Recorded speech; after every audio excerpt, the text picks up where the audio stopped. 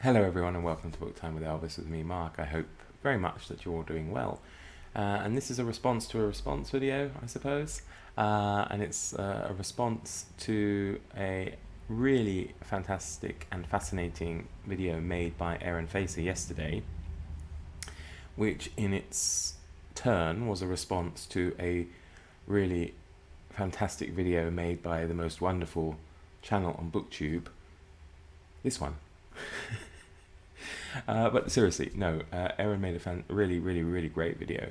Thoroughly enjoyable. I'm not going to say what he said because I think you should go and watch it. So I'll leave links and stuff so you can go and do that.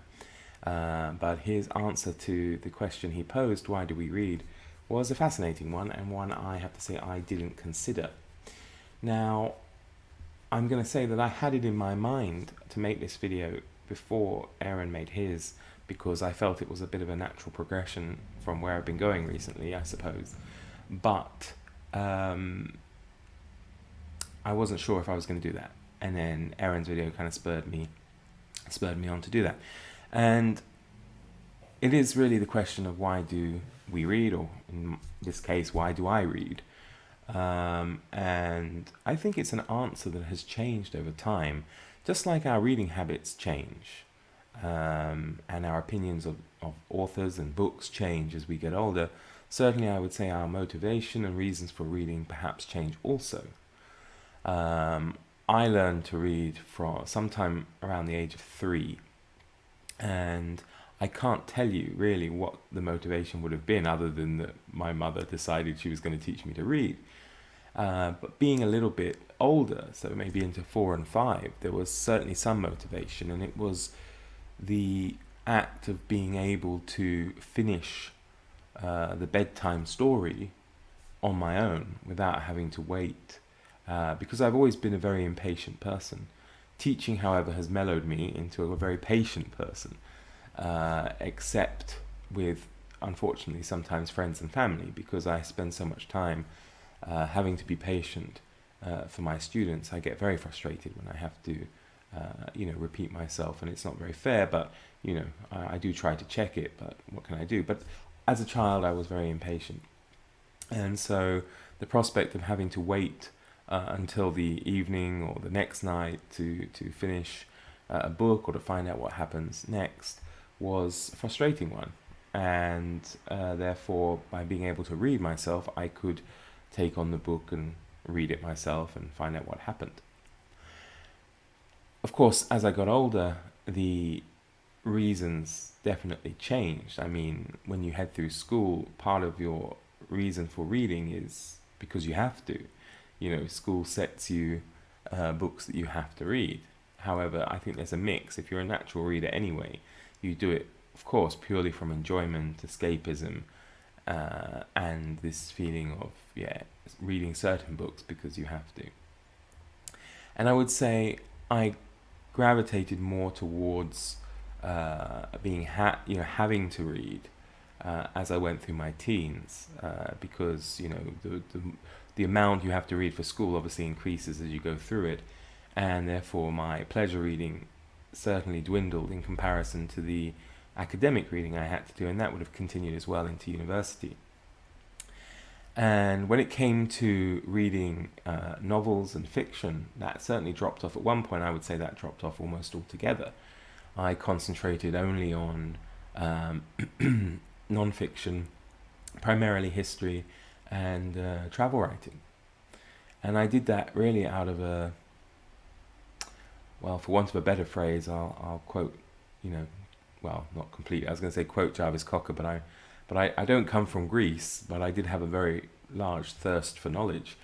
And I think that's something that continues to this day. When I pick up a non-fiction, it is something very special for me. I mean, I thoroughly enjoy it when you get a good work of non-fiction. It feeds that desire I have to learn more things. And I think part of the reason for that video I made yesterday on female authors, the one that inspired Aaron to make the one on why we read, is that thirst for bettering myself that I have had, and I have used reading to do, but I've done it in different ways.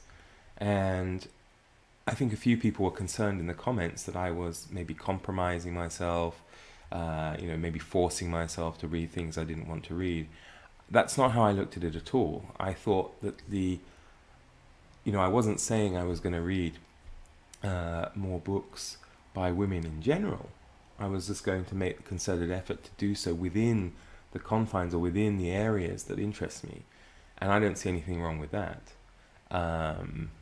Because you're probably going to get a different perspective and different point of view. And, I do have a strong desire to learn, to learn a lot. And I think you can't do that when you come from just, strongly from one side of things.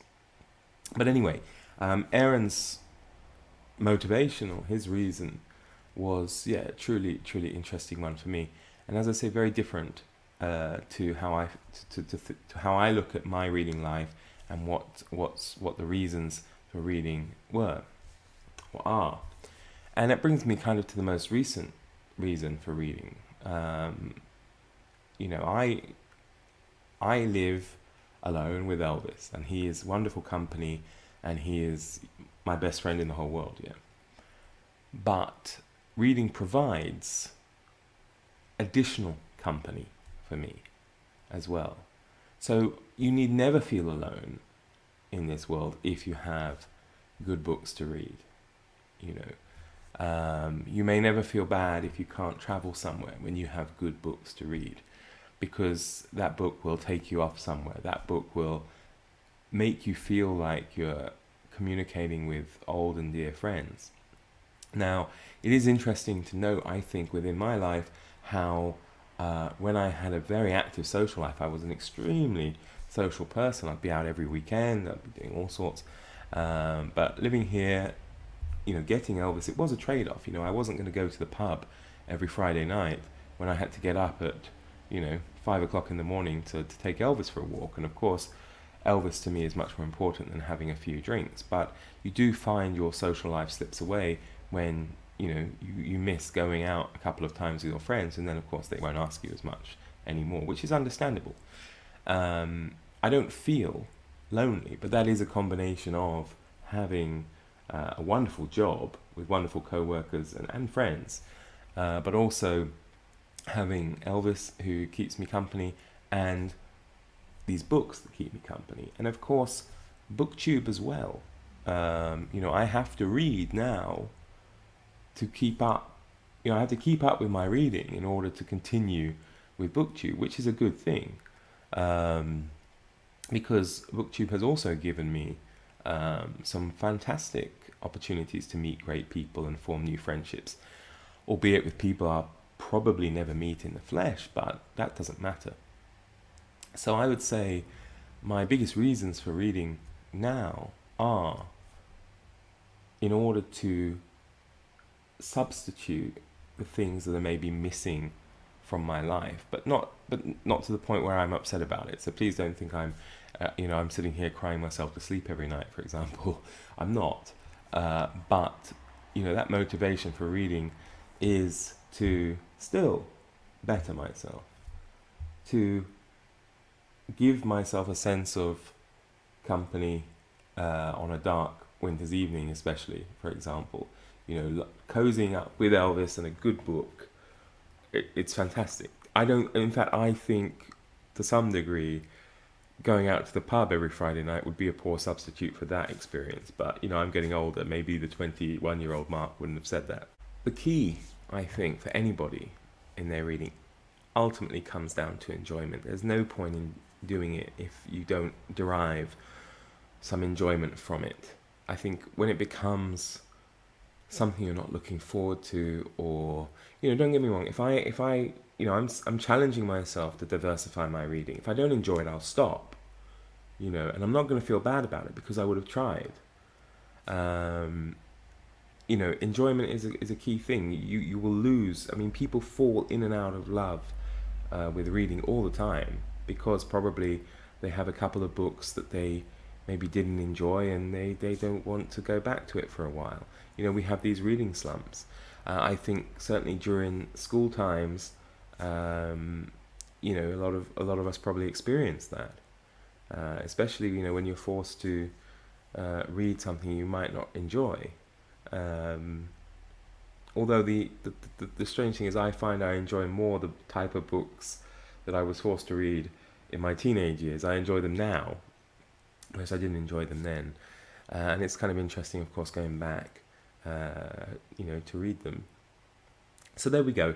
Those are just my that's just my twopence worth or tuppence worth as to why I read, and I would love to know your reasons as well. So please do leave them in the comments, and you know, obviously, if you have a YouTube channel, a BookTube channel, make a video about it. I mean, go and watch Aaron's wonderful video, and yeah, and go and subscribe to him as well. He's a fantastic young man with a very interesting channel. So thank you very much, everybody. Do take care. See you all soon. Bye bye.